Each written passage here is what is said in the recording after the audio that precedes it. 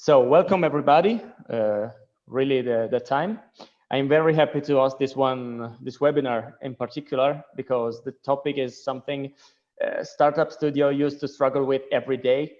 Today we're talking about how to launch companies at scale. It sounds great anyway. Today's speaker, Martin Bell, which you heard a few seconds ago, is a global startup advisor and angel investor. Martin, please correct me if I say something wrong. He is the founder and CEO of Bell Venture, which is a venture builder based in Germany. And Martin was previously the chief architect of Rocket Internet. Actually, if I understood well, you are the chief architect of Rocket Internet 100-day launch process, which is something like super sprint or something like this. And he helped build around 50 companies. And also he was interim executive in 5 companies, including Zalando, Delivery Hero, and Foodora. Plus, he advises companies and investors, governments, and startups. So he's totally not a noob. Today, he will share with us some of his experience in launching companies at scale. And I think I won't take any more time from you and pass the ball right to Martin. So please do whatever you want, and welcome everybody to this second StudioHUB webinar. Now I mute myself, so you're all alone. Okay, perfect. Hi, everybody. Everybody can see me? Yes? So thanks again for taking the time, and thank you for the intro. So that really allows me to skip a few slides and get to the important part here. So the webinar is how to launch companies. It's called How to Launch Companies at Scale. And let me, I also want to make it interactive. So essentially, I've prepared 2 cases. I've prepared 2 cases that I will go through. And my feeling is maybe we will just do one. And so you can decide which one we do. The reason I would do one is I think doing 2 may be too much. And I do want to use the time for questions, because I'm sure many of you have questions, and I want to make it as interactive as possible. So this is the agenda: how to launch companies at scale. I essentially assumed what some of your questions may be. So this is so these points in the agenda are written out of your perspective. So who are you, Martin Bell? I think the intro beforehand was good. So I don't need to say any more about that. Plus, I mean, you can look it up online, add me on LinkedIn. So what problems can you help us solve? So my specialty is if you're running a venture studio and your ventures are taking too long to go live, if your KPIs are way, far away from where you want them to be, and this is a very important one that I've seen, if you really find yourself iterating, pivoting often without a real clear line of focus, without a clear goal, and without the results that you want. So that's a common problem that I see. And the last point is, I think that everybody can relate to in the venture studio, is that you really just want to build a massively valuable company, and you feel that something's missing, but you don't really know what. You can't really put your finger on what's missing. So let's jump into some things. So how can I help you guys solve these problems? So the quick answer is through a playbook that I created, which is called the 100 Tasks or 100 Tasks Playbook. So these are the 100 steps that I've identified from my experience with over 130 companies from day 1 all the way to IPO. These are the 100 most important steps that I've identified that really separate a company from success and failure. and since I was at Rocket and helped and designed a 100-day process there on how to launch companies, thinking in this way of designing processes that build great companies, it comes very, very natural to me. And in the end, really, at the core of this methodology is that it's really about the process, because too often we see the event, too often we see the end point, which is a venture gets acquired, makes an exit or makes an IPO or whatever, but we really don't see all the many things that got to there, right? And through the 100 tasks, it's really a system, it's really a playbook that's designed to show you what you need to do and when. So it's really designed to give you a quite global overview of the most important steps that you need to do in order to build a successful venture builder, and successful ventures at scale. So allow me to dive a little bit deeper. So a quick aside, that poster that you see now is the 100 Tasks Startup. That's the whole overview of all the 100 tasks. It's not, it's just a summary of everything. So yeah, so it's quite a lot to digest. So the 100 tasks are spread across 3 stages: setup, launch, and scale. So so each of these stages, setup, launch, and scale, has about 33 tasks. And below on this slide, I listed the 5 what I call sub-stages, right? And essentially, let me summarize each stage one by one. So the setup stage is really all about 2 things.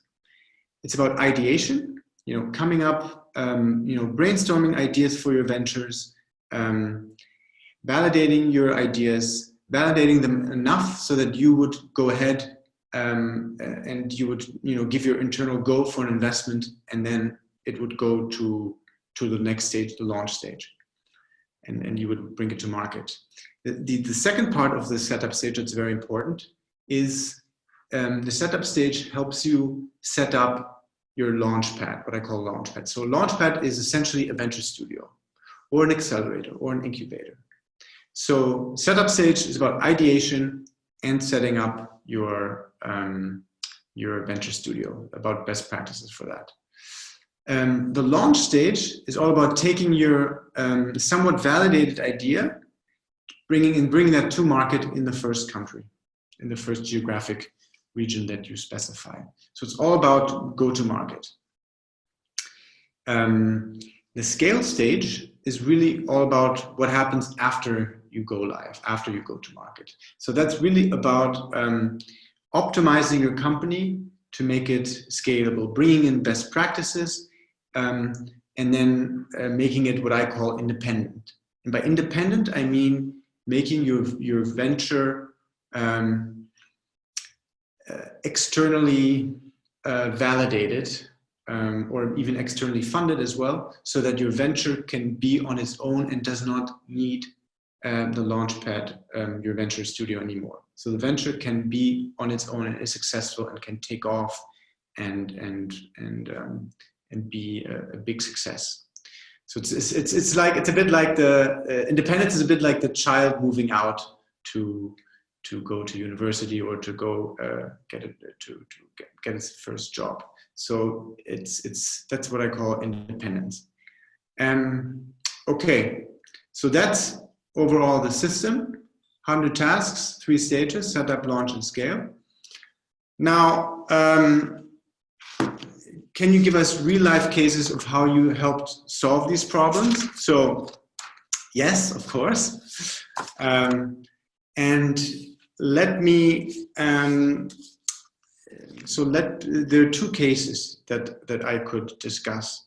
So one is really about is more focused on the launch stage, the go-to-market, and it's more about KPIs. And then the second stage is really all about the scale stage. And I think that the one that we should start with that I planned is the one about the launch stage. If we do have time, we can go through both. But after this case, I would like to open it up for questions already, because I feel like questions is, and I'm sure you guys have questions that you want to get off your chest. Okay, so this case is, it's called From Quarterly to Daily and From Words to Numbers. And I think you can see where this is going. It's really the story of how a European logistics giant had a venture studio that really turned itself around by becoming extremely data-driven. And this case takes place towards the end of the launch stage, in what I call substage 2.4, which is set up KPI reports. And you'll see that my approach is very data-driven. And I also talk about that in my TEDx talk, but here we are going to go much deeper. So essentially, I'll tell this in a story type of format. A couple of years ago, one of the senior executives of a logistics giant in Europe came up to me and said, approached me and said, we have a venture studio or a company builder. And it's really, he said, he was quite angry, and he said it's essentially a money pit, as he called it. And money pit means it's a term of, it's a hole that you throw money into. And so he was very angry, and he said, please talk to the CEO of the venture studio. Her name was Eleanor.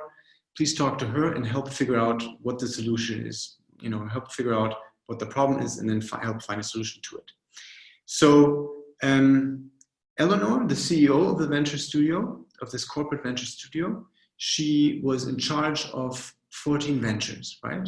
So they had 14 ventures that were already essentially live. They were already, technically they were already in the scale stage, but in many ways they weren't. And so let me explain how. So I came in there, talked to Eleanor, talked to all her startups, all the 14 startup founders. And essentially what I found was a picture that shocked me. So essentially there was no data. And because usually when I go into a project, I look at the data that's there and then go from the data, the KPIs, how the company is doing, and then help to fix that. But there was really nothing. So what they were doing at that point was they had every quarter, every venture had to present one slide, doing a SWOT analysis, strengths, weaknesses, opportunities, threats of their business model, right, at this point. So every 90 days, one beautiful slide with many, many words. And in my experience, this is quite inadequate. What I've been used to is, daily KPI reports of, 20 KPIs or so that you would see per day. And this was really far from that. This was not daily. This was, every 90 days. And this was not 20 KPIs. This was essentially maybe 1 or 2 KPIs, or actually 0 to 2 KPIs. Often it was just, words. So very, very qualitative, very subjective. And to be honest, I was shocked. And so this absence of data is, it's a huge issue, I think.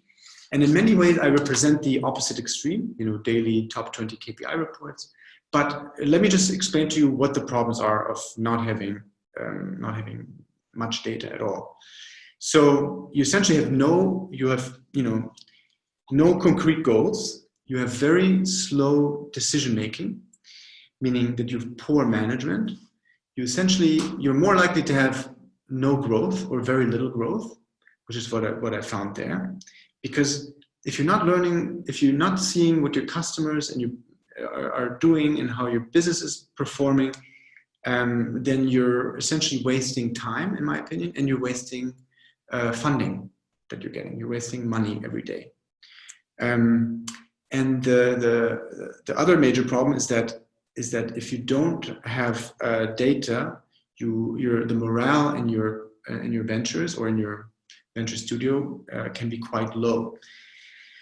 And I've seen this over and over again. So not just in this example, but the people, if they cannot measure their output, if they cannot see their output every day, if they cannot see, hey, I helped improve customer acquisition costs, I helped improve cost per order, I helped improve customer lifetime value, or other KPIs. If people cannot see that, then they feel not impactful. And if people don't feel impactful, they leave. So actually here they had high absenteeism. So in some ventures, some of the 14 ventures, up to 20%, meaning, like 4 days per month, somebody was absent, or 1 day per week. One person, the average person was absent 1 day per week, which is a lot. So there was a lack of speed in this venture studio. And so all of this, poor management, no growth, low morale, all of this led to a downward spiral. And that's really, really not good. That's something you need to prevent pretty quickly. So the root of the problem of this downward spiral was obviously that there was no data, right? And so the first thing we did was to hire what I call a data scientist, or other people call it a business intelligence expert. And so this person had to essentially work with all of the ventures. And so let me just show you, jump into the 100 Tasks online course. And there is a task that shows you exactly where what I'm talking about.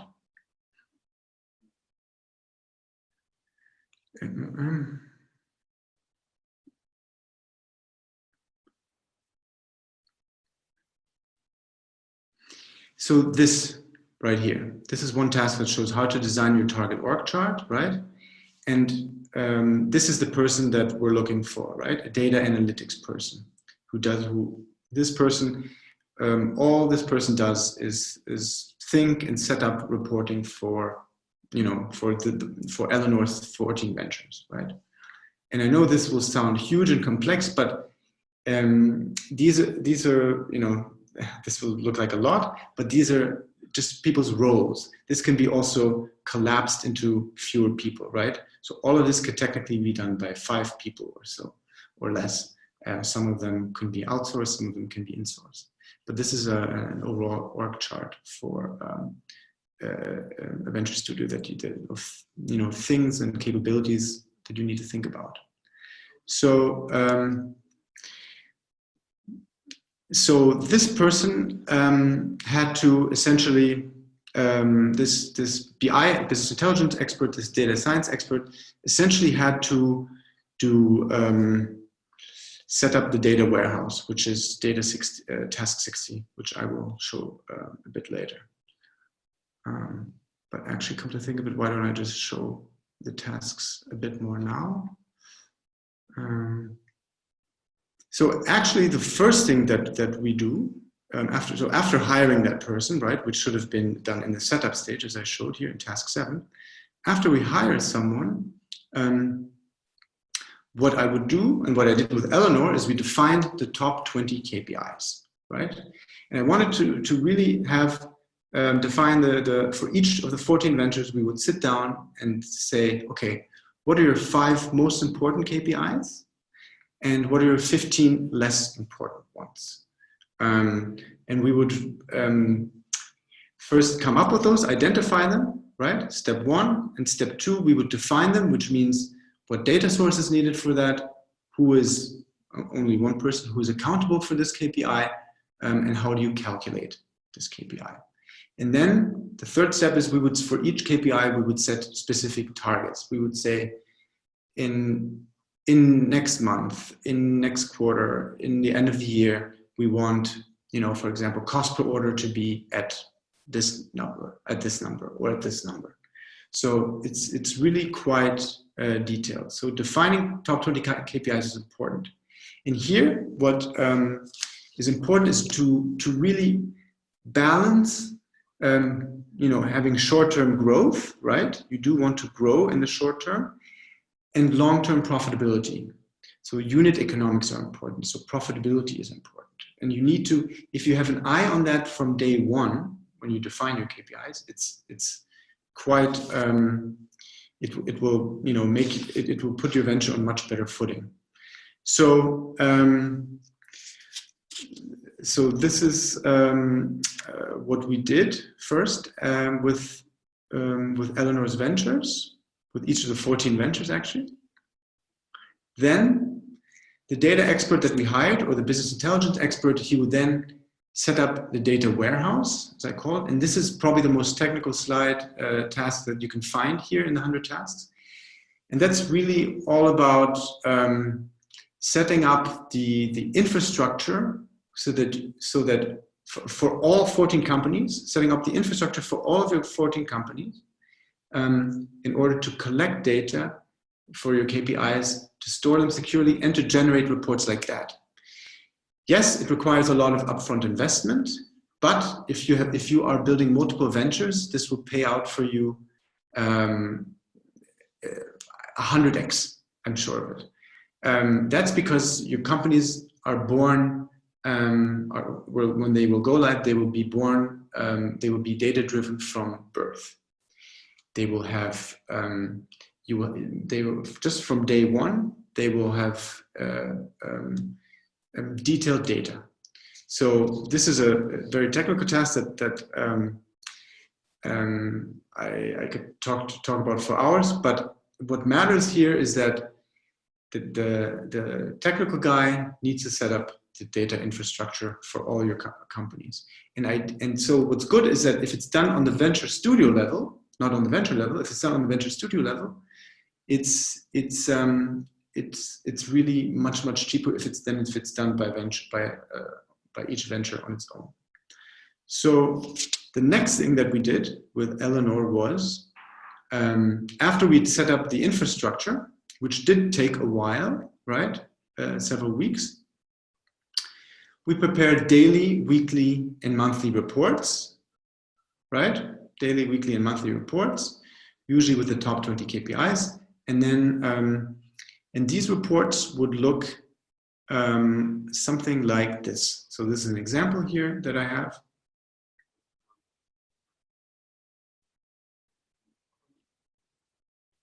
It would look something like this, right? Here are the main KPIs, the top 5. Then here are sales and marketing KPIs that are important, customer care KPIs, operations KPIs, product and tech KPIs.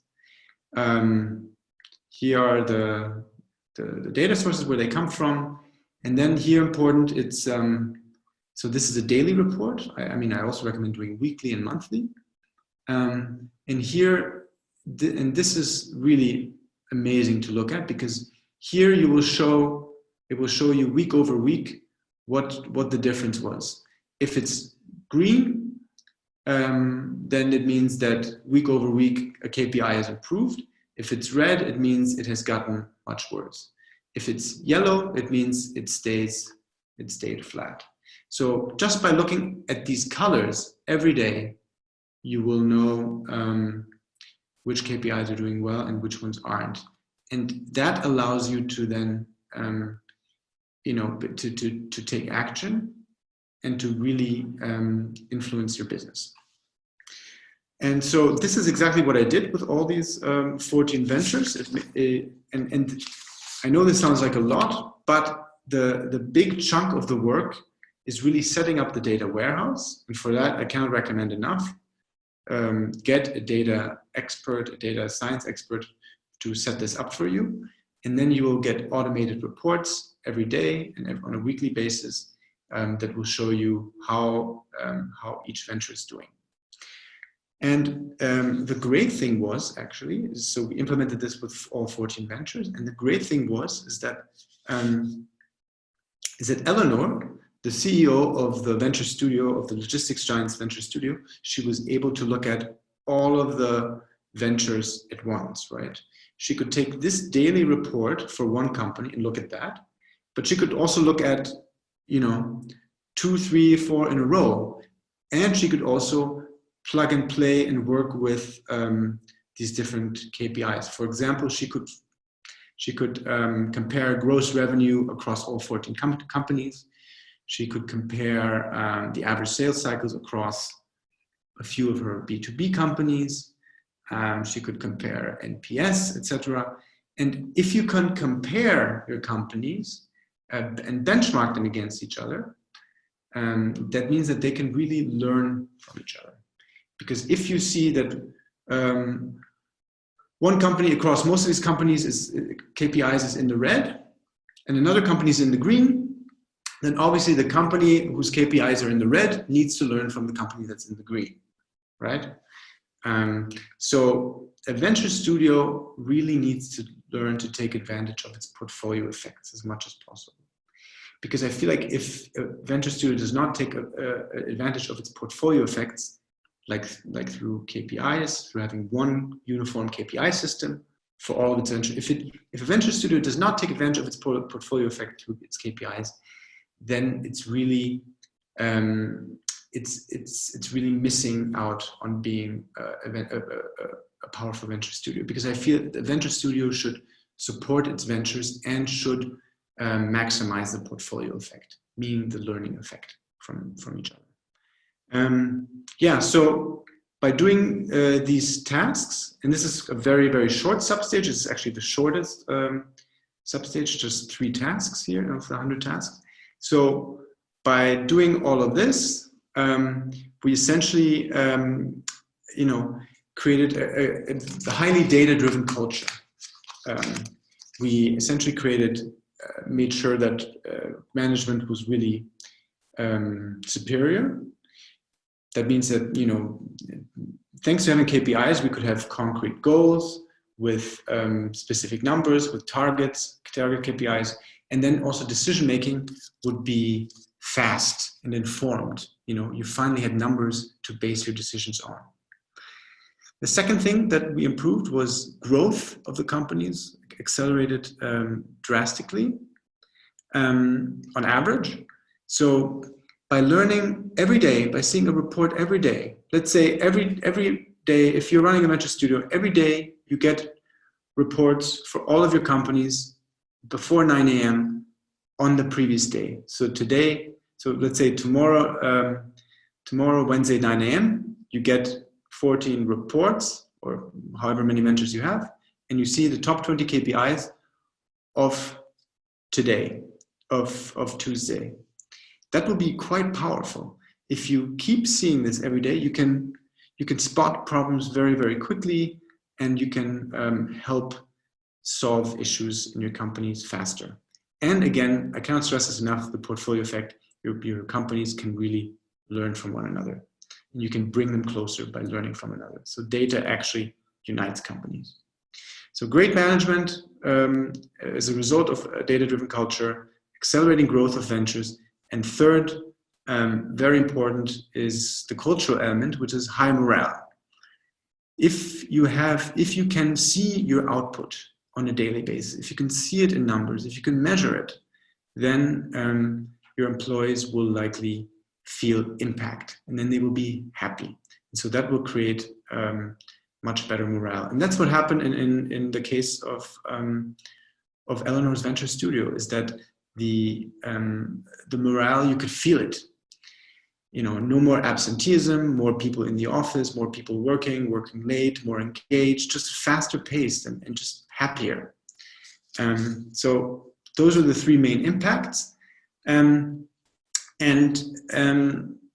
so on a kind of sad note, but important to say this, is that 2 months after we did this, I did this project with Eleanor, Eleanor essentially had to essentially cut end 4 of the 14 ventures. And that's because they there was basically it was too late to save them, right? They had done too many SWOT analyses, right? Where they essentially, through words, through and by having many words and having zero numbers, they essentially masked how well or how poorly they were doing. So and that broke trust between the ventures and the venture studio, so between the venture founders and Eleanor, and it also led to ventures that were beyond repair, right? If you keep let's say lying, to be a bit extreme about it, if you keep lying about your performance to your venture studio, then you're just someday it will catch up to you, right, when numbers are being exposed. And so the numbers were exposed and showed that the ventures were really beyond repair, unfortunately. So this was a very emotional decision for Eleanor, and one that I coached her through it. It was the right one that she made, I think, to terminate them. And but I mean, instead she would have 10 ventures, fewer ventures, so 10 ventures that were performing well, that were growing well, that really had potential.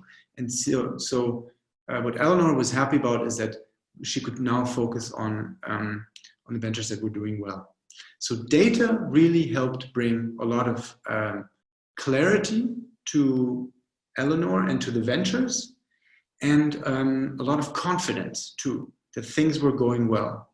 So thanks to the data, we helped to turn this downward spiral into an upward spiral. So now I say it's a bit past half hour mark. Now I say we can jump into questions about the case or whatever you want to talk about. So let's do the questions. So it's my first time using Zoom. Using the Zoom webinar function with a big meeting. Maybe you guys can write your questions, and then we'll go from there. And I will just answer them.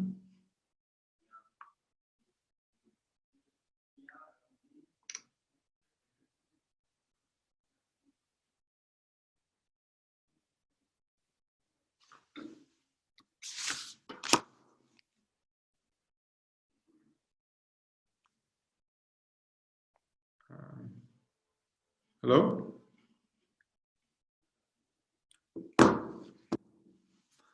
Okay. I see something here. Could you provide a few more examples of when data showed that a venture should be terminated? What are the big red flags? Okay. So examples of when data showed that a venture could be terminated. Big red flags, in my opinion, are that's quite difficult to say because it's really a sum of things, right? It's not really, I cannot really pinpoint it on one thing. So, but just to by looking at this example, essentially it really goes down into the unit economics a lot, like these main KPIs. Often enough, it's just these, right? Are they, has it been 9 months and they've made very few orders and very low gross revenue compared to their funding? So has the ROI been very low? Then it would make sense to terminate. Also, some negative KPIs are just that, or negative big red flags are that the KPIs aren't improving, right, week over week or fast enough. So also marketing, it's that, customer acquisition cost is higher than customer lifetime value for a long time. If that doesn't improve, then also it's unlikely that the business model will work. Yeah, I think those are the most important. I mean, another one that you can look at is also complaint rate, is NPS. Is our customers happy with the product, and is it improving? That's something you need to ask. but overall, it's a sum of things, and it also depends relative to your budget, right? How much you want to give these ventures, spend more on these ventures, and relative to your opportunity costs. You know, if you have 14 ventures and four are doing obviously badly, 10 are doing well, then maybe you should focus more on those 10. So that's what I would argue. So it's not one specific thing, but it's a sum of things, and it's really in relation. For a new venture studio, what does the typical cost structure look like? So that really depends on a lot of things. So is it a standalone venture studio? Is it one that's being funded by a corporate? That really depends. But in the end, most of the costs are for personnel, right? And what I would recommend there is essentially having, I mean, it's either the personnel on your venture studio level or in the ventures. And what I would recommend, and this is going to sound maybe weird coming from me, but I would recommend obviously keeping the venture studio level as lean as possible, meaning that you try to outsource as many functions as possible, work with as many freelancers as possible, external partners. Don't insource very much. I know my org chart there looked very intimidating, but if you look at it in detail, actually it's really not everything needs to be in-house. Actually, very little of it. So cost structure is mostly personnel, and what I would recommend, and this is where I think a lot of venture studios go wrong, two things. Is one, that the people in the venture studios, that they have, that your venture studio picks a very specific, narrow niche. For example, you only do B2C beauty products in Western Europe, right? Or you only do logistics B2B in the Gulf region, or something like that. So if you're, and obviously the people that you have, they need to match this profile. So the scope and the people need to be as narrow and as good, obviously, as possible. Then the second tip that I would give on that is that I recommend is that the people on the venture studio level have a double function. They work on the venture studio level and in the venture as well. So basically that somebody doing HR on the venture studio level, as a simple example, will also do HR in the ventures. Or and that leads me to a task, which is one of the tasks, which is all about having an EIR program, so Entrepreneur in Residence program. And so that means where you essentially hire a person, the venture studio hires a person, and this person does only one function for all of your ventures. For example, you have a CFO in residence, right? Or an accountant in residence. So this person does accounting in all of your ventures.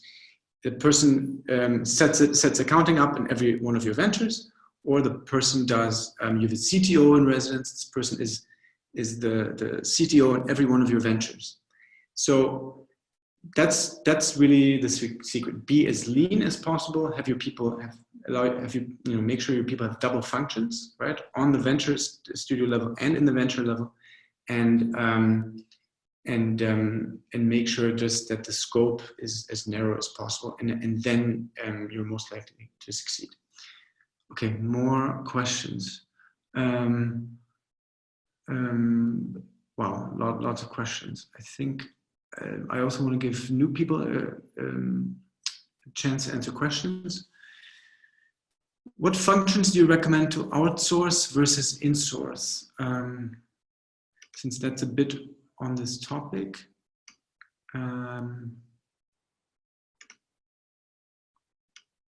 Let me go back to this task. So, so essentially, that's what it will be is detailed here. So this chart, I have to say, is out of the perspective of a corporation having its own venture studio, right? So that means you can hire people from outside, or you can also, bring in people from your corporation. But I think your question goes into P or S. Are these payroll employees? Are they insourced, or are they subcontracted? And basically everywhere here that you see a P is some place is something where I would highly consider having it in-house, right? But again, you should take this with a grain of salt. This may look like a huge overhead of a venture studio, but these people, first of all, you don't need to have all of these people, but these people can double can double on your venture level, on the venture studio level, and on the venture level, right? So this person works on the venture studio level and then on four ventures at the same time, or 2 ventures at the same time, or 7. So that's what's important. So in a way, these costs of these people will be spread by also by the ventures that they're working on, right? And that's also an important thing that you will need to figure out.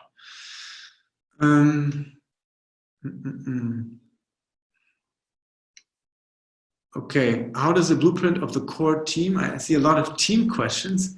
How does the blueprint of the core team of a startup studio look like in your view? UX designer, software engineer, business developer, etc. What are the key capabilities needed? Not funded by corporate, standalone studio. Yeah, so I have a task for that. And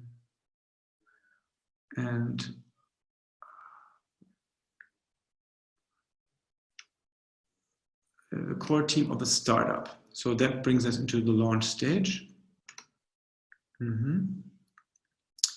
Bring in core team. So again, I'm a big advocate of having EIRs, right? That gives you a lot of flexibility, because these people's costs are split. The venture studio pays for them, but they're also split by all of the ventures that this person is working on, right? If this person is working for the venture studio and on 4 ventures, then these costs are divided, right? And that way you pay less per on an individual person, and you don't have these huge costs. You don't have this huge overhead on the venture studio level. So these are some of the positions here that I recommend. And so the titles, it's really up to you. But what's important here is that a lot of these will not surprise you. What may surprise you is that maybe designer is not part of it. But here I think, this is front end and back end. So by front end developer can be here. But with design, I'm in my experience, often a design person can often be freelanced, and you can have a freelancer, and this person does not need to be so much on the core team. So in my personal experience, the best designers that I've always worked with have been freelancing, and that's just my experience. But if you want, obviously you can add a UX designer here. Business developers are general people with a business profile, and this one may also be surprising. I found that HR, recruiting, payroll, accounting, maybe even legal stuff, or also you can also put office management into this position. This is also something that can really take a lot of time. And if you have a person like this that takes care of all the sort of administrative stuff, that will also really save you guys a lot of pain. All right. So when you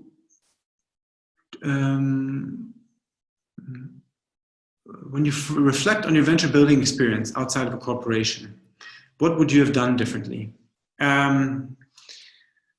What would I have done differently? That's always a good question. I think this type of question is always a good question. What would I have done differently?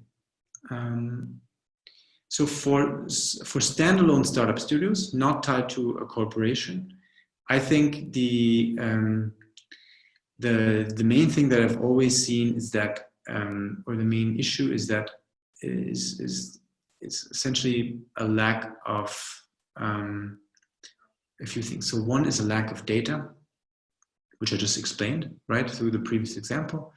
The companies are not data driven. And then it's the second thing that I already explained, which is the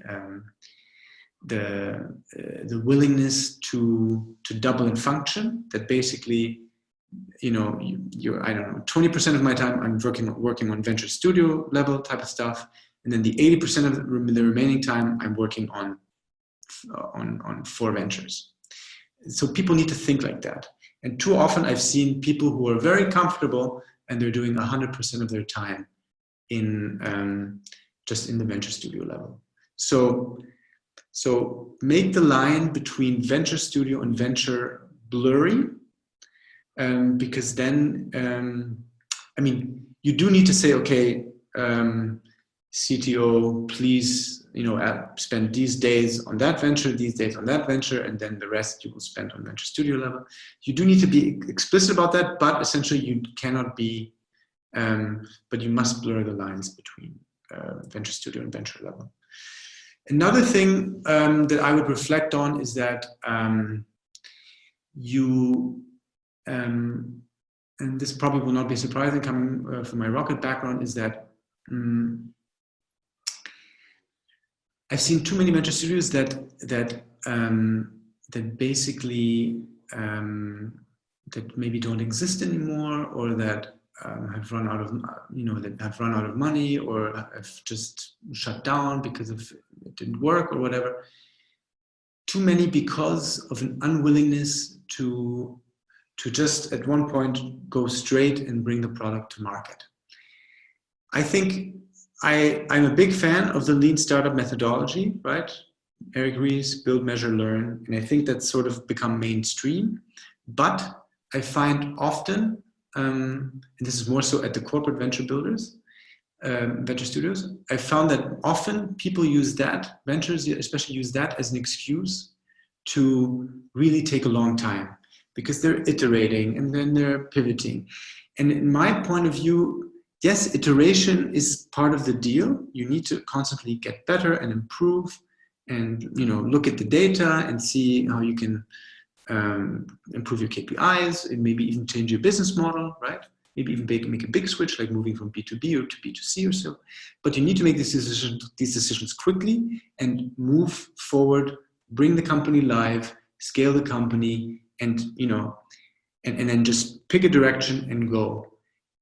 Because so I feel that a lot of venture studios use the lean startup methodology as an excuse to not go live or to not be bold. And any successful venture at some point needs to be bold. At some point you need to make a bet, you need to take a risk. At some point you do need to go live. At some point you do need to try a crazy marketing campaign. At some point you do need to raise money externally, or you need to change your team around completely. And at some point you just need to really just bring the product live, and you need to do it fast. And so the sense of urgency I've seen missing a lot. So I'm sorry, but this was a long answer, but it's something that I feel strongly about. So yeah, don't use the lean startup methodology as an excuse for you to take more time than is needed. You do need to set yourself deadlines at some point, and you need to meet them no matter what. It sounds very strict, but in the end, that's what you have to do. Okay, what else? How about a team? Does that factor? into KPIs and termination factor. So I think the cost structure thing that I essentially answered, because in the end most of it is personnel, and then in the end it really depends on the type of ventures you're doing, right? If it's B2C ventures, your marketing spend is online marketing spend is going to be significant. If you're doing B2B ventures, then you need to have experience in sales. Sales expenses will be heavier. If you're doing deep tech, then you really need to, it's really all about, that's, you know, even more all about the people. You need to have really the best people. And you also need to probably pay more on technical, for technical tools that you have. So it really depends, but in the end, it's the biggest cost block that is predictable is always personnel, and that's why, you know, it's what I recommended to do, you know, double personnel as much as possible. And so this one, additionally, how about team? Does that factor into KPIs and termination factor? Let me see if I understand that. Yeah, so team, I mean, it's the team that creates the outputs, right? And in the end, you measure a person by their outputs, by their impact, and if they don't show impact, then you need to make sometimes an emotional decision and think, for example, you know, well, this person is super nice, super friendly, but if the person really does not deliver results and you have spoken with this person, then it may not work. So there aren't really. So I really look at outputs, and if the outputs aren't there, then, you know, the team can be as great as possible. You know, as great as you can have an all-star team, but and I've seen this before. You know, where if you have many top people put together, right? But then it doesn't work because they, you know, have maybe high egos, or they don't work well together, or they don't have a unified vision, and then they don't generate any good outputs. So that doesn't work. So in the end, I would look at teams as a way, and you know, does the team work well together? Are they cohesive? Are they complementary? That's very important. Do they make each other better? Are they fast? And do they achieve their KPIs, right? So that's how I would look at it. This also I answered, decisions to proceed or not should be made with a stage gate process, I would think. How should studios establish the criteria for each gate so bad ideas are killed as quickly as possible? I think that goes back to another question that we had, is how to decide whether to terminate a venture or not. So yes, it's a stage gate, right? So for example, I mean, you can call it different things, but so let me show you here the poster, which is huge, of course. Okay, but essentially, between the setup stage and the launch stage, there is a stage gate, right? Is the idea validated? And the way, you know, is the idea validated? Do you have good customer feedback? Does it show some initial traction? Is your proof of concept good enough? Is this something that you're comfortable going forward with? And so here, that's where the stage gate happens. And usually the way to measure it is, are you going to give the company extra funding to go to market, right? Yeah, and then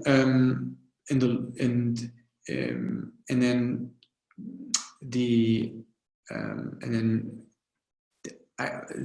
other stage gate processes that I've seen is essentially, you know, quarterly, where you look at companies and on a quarterly basis.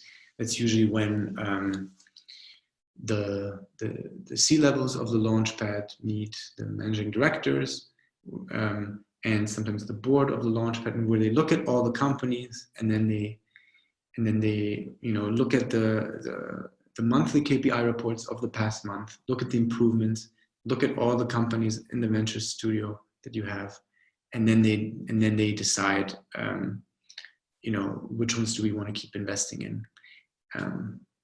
So that's the stage gate process essentially done in a committee.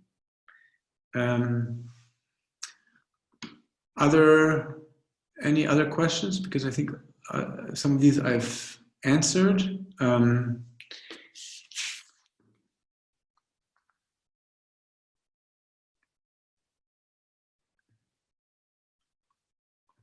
Anything else?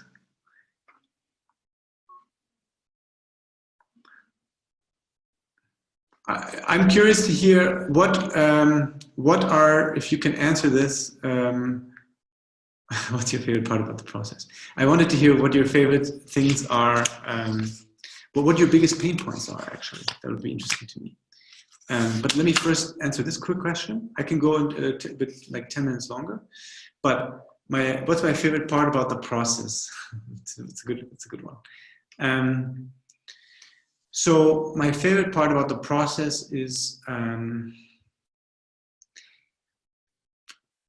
it's essentially the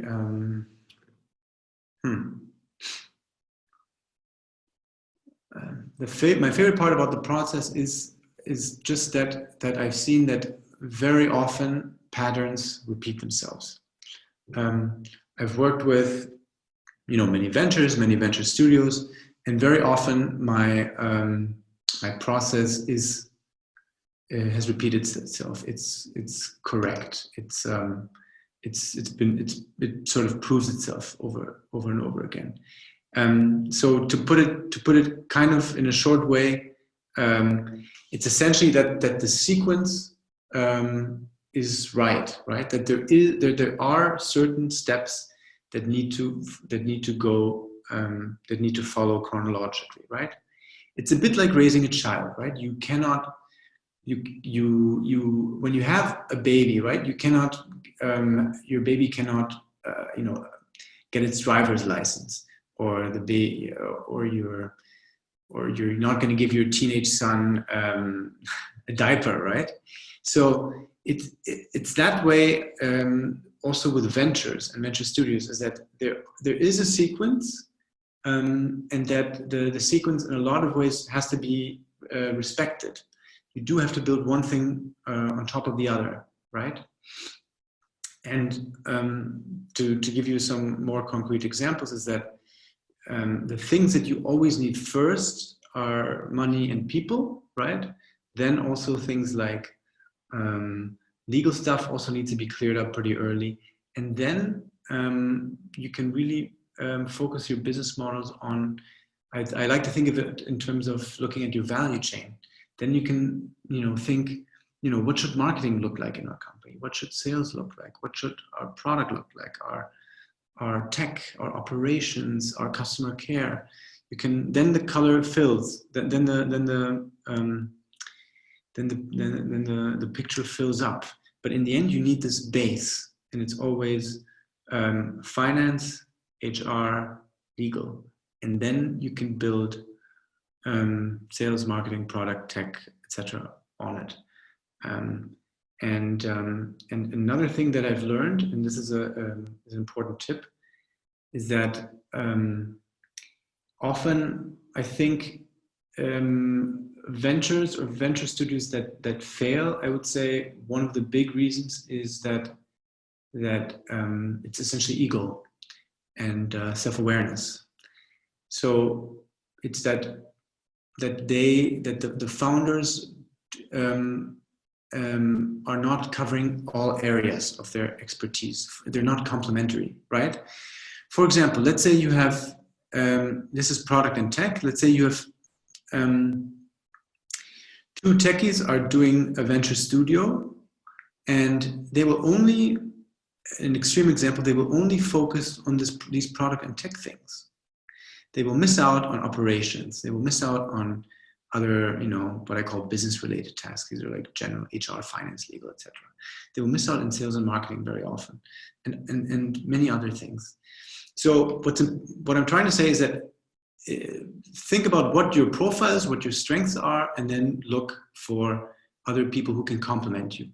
If you're a sales guy, if you're strong in sales and marketing, look for someone to complement you with product and tech. Look for someone for operations, look for someone for finance, etc. Because to be successful, you need to cover all bases. You need to really cover all bases. And that's something that I've found that at the highest level of venture studio is often lacking. People are not,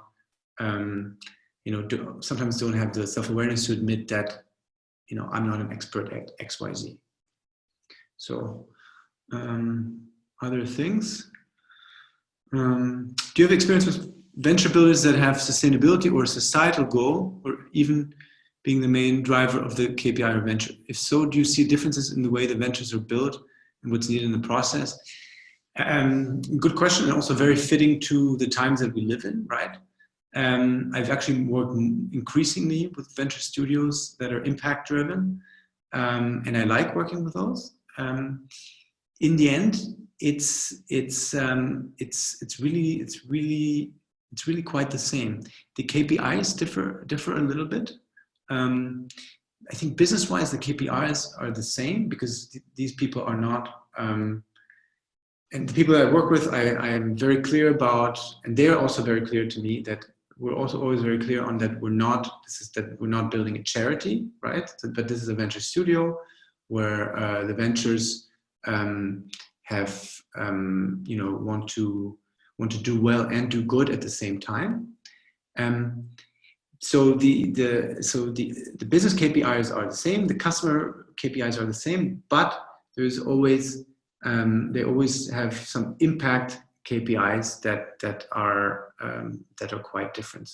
For example, like are they are we meeting our quota in terms of CO2 emissions that we are negating? Are we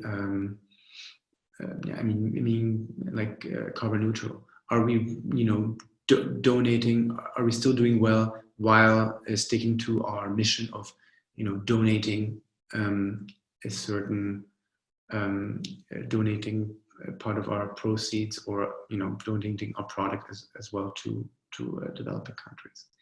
So short answer is it's the same, plus impact driven venture studios usually have more higher goals that are sustainability goals. Okay. Anything else?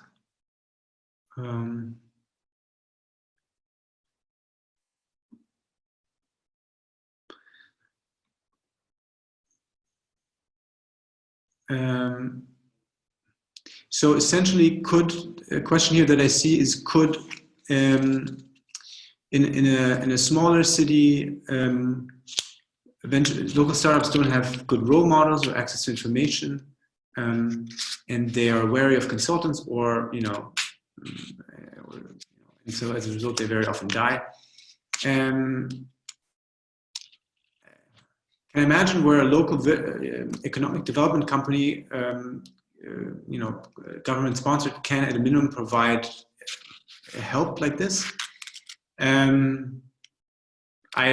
don't know about this market, but I actually have tried to contact some Europe-wide and also Germany-wide, because I'm based out of Berlin, some Europe-wide and Germany-wide bodies to try to get a deal with them, so that the 100 tasks are the 100 tasks playbook are subsidized partly by them, like half or so. And to be honest, these efforts tried with 3 different such entities, they always failed. So it's just way too bureaucratic, unfortunately. I wanted to do it, but it didn't work, unfortunately. So any other questions? Anything else? There are 100 tasks, that I could deep dive into. Let me know if there's anything else. Interesting. What expense do you recommend to improve the sales department into a B2B startup? What expense do you recommend to improve the sales department of a B2B startup? So, well, it's really about it's not only expenses, it's different KPIs that I would focus on. Hold on. Where is it? And sorry, after this question, I have to go. Optimize. So I really think it boils down to improving your sales funnel and how you manage it. Because in the end, it's sales is really all about your sales funnel. And so obviously a few things that you want to do is you want to improve the conversion rate here at every step, right? At each part in the funnel. Obviously, you also want to try to get as many people in here as possible, right? 1,900 would be better than 900, and 66% would be better than 46. And if you really work on thinking of, if you really work in a structured way and start with the top of the funnel and think, how can I get more people in here? How can I improve this conversion rate? How can I improve this? And then you will really get to a higher number of deals, right? If these things increase by just some percentage points, this number will increase dramatically, because it's a bit like the sales funnel has a magnifying impact. So yeah. Also try to so this is the sales funnel, looking at it in a conversion rate basis, or micro conversion rate at each step, right? Try to improve that. And then the second thing is to minimize the time of your sales cycle, what I call the time delay check, right? You can also see that at each step, like if this is taking 30 days, and then in the end to get to a deal, we're at 6 months, then you think that, how can I reduce this from 30 days to 20 days? How can I reduce this from 14 to 10 days? So you need to improve here the conversion rate at each step and the time element, because you obviously want a faster sales cycle, because it helps your working capital. Another thing that I see companies not doing, unfortunately, is that they don't segment their customer groups very well, right? So as an example, for some companies that I've worked with, the really good ones, they've really decided, categorize their leads, at least into their customer segments, into A, B, C, D. A are the best ones, the biggest tickets, the ones that are most likely to convert, and D are obviously the lowest tickets. And so you want to focus most of your time and effort on the A leads, right? And the D leads the least amount of time, because they're the least profitable. They're the least worth your time. So that's the way to think about it. So look at the conversion rate here at each step, improve it, find ways to improve it, meaning improve your sales process and your marketing process, etc. and then shorten the time between each step, then you will get to a deal much faster, right? You will move from, let's say, 12, more than 12 months to maybe 3 months, and then also segment your customer segments very well, right? Segment into A leads, B leads, C, and maybe D. And D, actually, most people only do C, but D is essentially a way. D are leads that you actually don't even want to have. So D are so unprofitable that you just cut them out, right? So think about how you allocate your resources. So here in this example, you allocate 75% of your time to A deals because they close in only a few months, and usually they're much more profitable per deal. B deals, 3 to 12 months, and then C deals, here we're very strict. C deals get zero attention, right? So, yeah. Thank you very much for your questions. And StudioHUB, is there anything you want to say? Yeah, of course. Of course. First of all, we want to thank you, Martin, for sharing your experience with us. I'm just turning on the video. Here I am again. So this is really important. I think this webinar was mind-blowing.